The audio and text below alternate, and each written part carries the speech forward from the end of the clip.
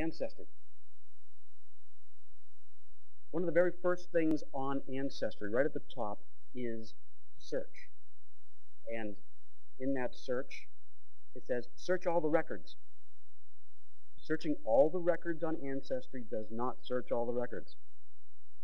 They may have 30,000 plus resources in their catalog, but they're not all indexed. A lot of great stuff out there, not indexed. You've got to do it yourself. Look in their card catalog. Underneath that search, there's also, at the bottom of search, is look at the card catalog. And I'll pull it up in a second. I'll pull it up right now.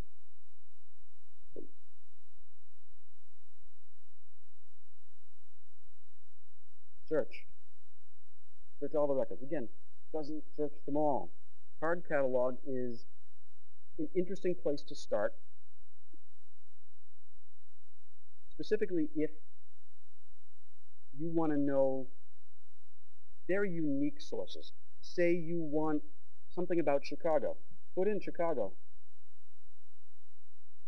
I prefer to use the keyword because it'll find it in the title and it'll find it in the subject. So in the card catalog, you can see that they've got deaths, marriages, births, newspapers. Now, some of this is going to be indexed, some of it's not. One way to find out is just to click on it, and it does have a search.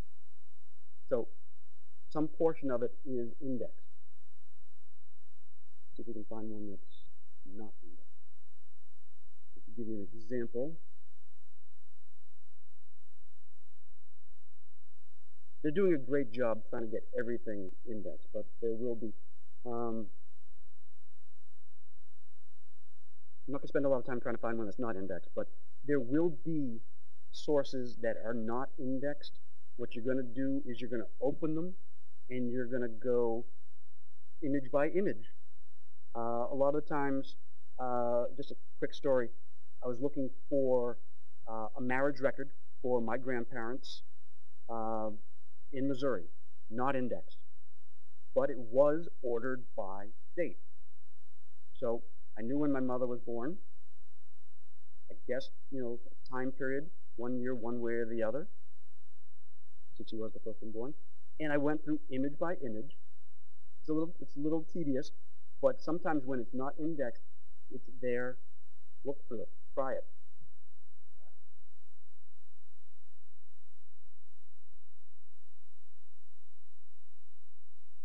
Now, I'm just going to show you. I don't know how many of you use. I got most of the room here that uses Ancestry. If you use their search window, make sure you've got Show Advanced. In the Advanced, there's so many tools to allow you to craft what your search does. I mean, if we just look at the last name, most of these fields have use the default setting. Now I'm going to tell you, first time through, use the default setting. But as we get deeper into trying to narrow down our search results, you're going to want to change it to exact to get it down further. You may want to use some of their soundex or phonetic features. You know that your ancestor was born in Ireland. You type in Ireland, you set it to exact, you're only going to get records that say that the person was born in Ireland. The drawback of that is if on that record your ancestor forgot to put down that they were born in Ireland, you've now excluded that record. So here's what I see a lot of people do.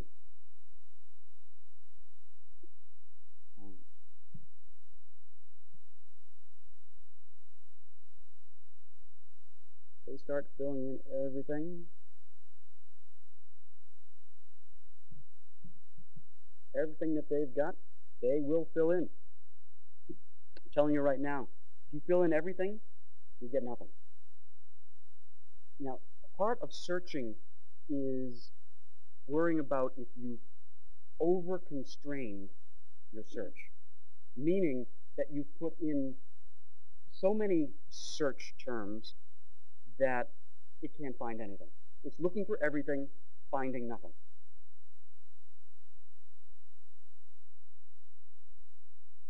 Now I'm going to give you a real search here.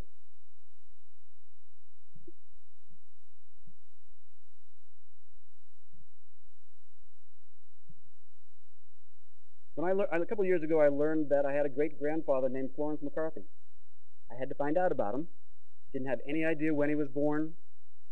Didn't know if he was born in Ireland or not. All I know is, yes, Florence was a guy. I'll just let you know that right now. I know that he lived in Boston. That's all I knew. I knew his wife was named Catherine, so I'll put that in. I shall add that later. Look at the program. Okay, Florence McCarthy, Boston, 20,000 records. So now I'm going to see if we can narrow that down just a little bit. Like I said, I know that his wife was Catherine.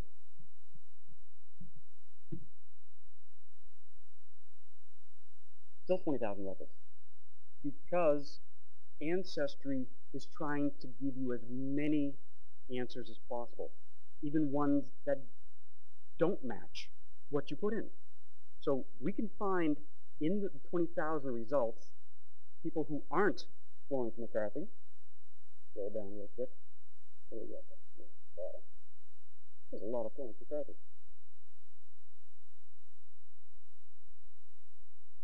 Sometimes it will give you variations on Catherine. Sometimes it will give you Kate.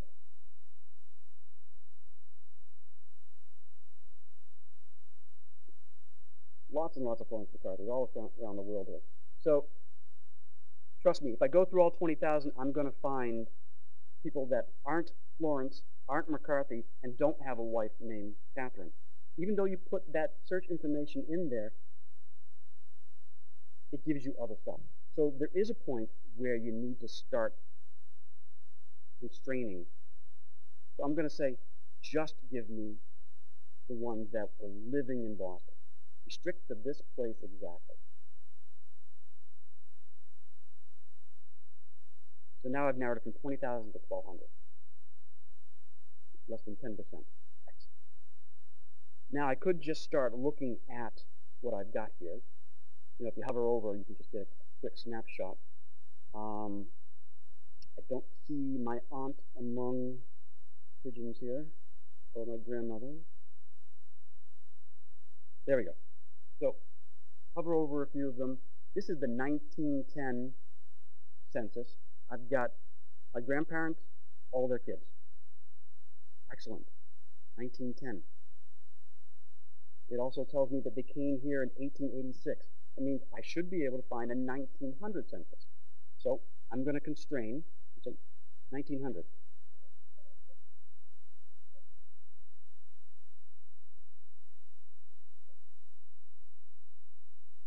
Sweeney was listed as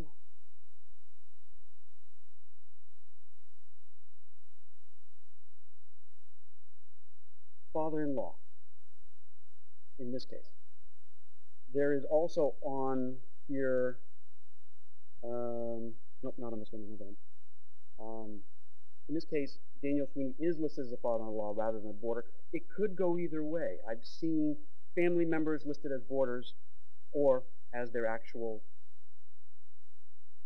So I'm going with this to, I want to see, constrain it down to 1900. It's got to be there in 1900. So pick 1900. Going, there it is. Florence, here they are.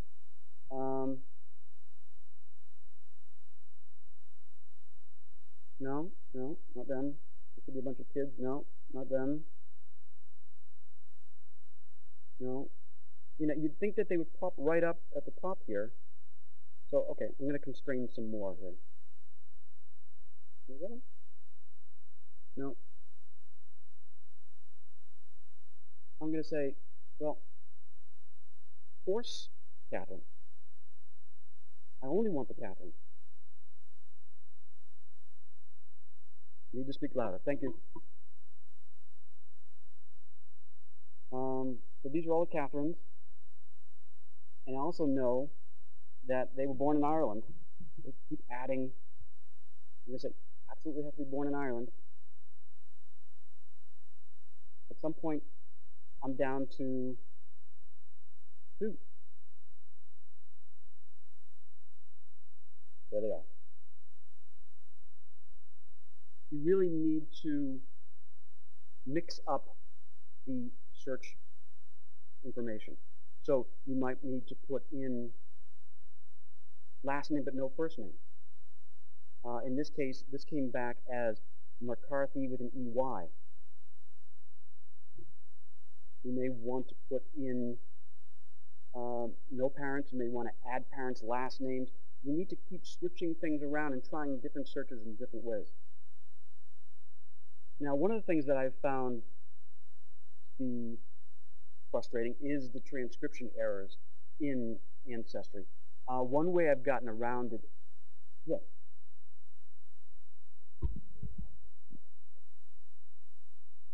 Absolutely. I mean, if you know you want to use the exact, you can leave it on, but there is within the search, down here at the bottom here someplace, I think there was a place to clear the search. Each search window can be a little bit different. Some of them actually say clear the search, and some of them don't say clear the search. It's at the top, clear form. So that should reset it back to no exacts, all defaults. So now you can hit the next person. So here's a situation where no matter how hard I search, no matter how many different search terms I use, I can't find them on the census because their name was so mangled. So I'm going to take an example here where I'm looking for Vincenzo Nardone. Now, I know he lives in Revere. I know that he's in Revere in 1910. No matter how hard I look for him, I can't find him.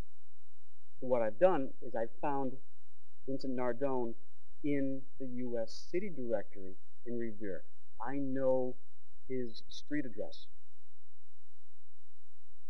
So he's living at 20 Shirtlift. What I do is I find somebody else living on Shirtlift. So the Revere got a few hundred pages, but I take kind of a random look through the Revere directory. I find somebody else that's living on Shirtlift. And I find Dominico Cataldo. He's living at 16. I search for Dominic instead. There's Dominic. Search for him. Dominic on 1910 in Revere. Click on this. Go to the image. And I find, now this is going to boggle your mind, that first entry that says Robert Narduli is my Vincenzo Nardone. That's how badly mangled it is. His wife is really Josephine or Giuseppa, and it says Julia. Now, the 2 kids are correct, Alexander and Michael. They are living at 20 Shirtlift, but the enumerator didn't write Shirtlift, he wrote Schaefer. It can't get any worse. So, but by using this nearest neighbor method, by looking for Dominic as the nearest neighbor, I can find where they've totally mangled the person's name.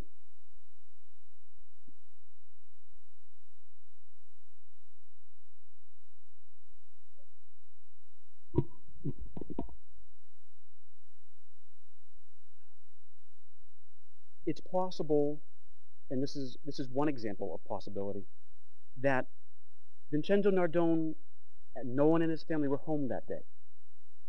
So the enumerator went to a neighbor. So it might be, the neighbor's helping me now, but maybe the neighbor hurt me in the beginning.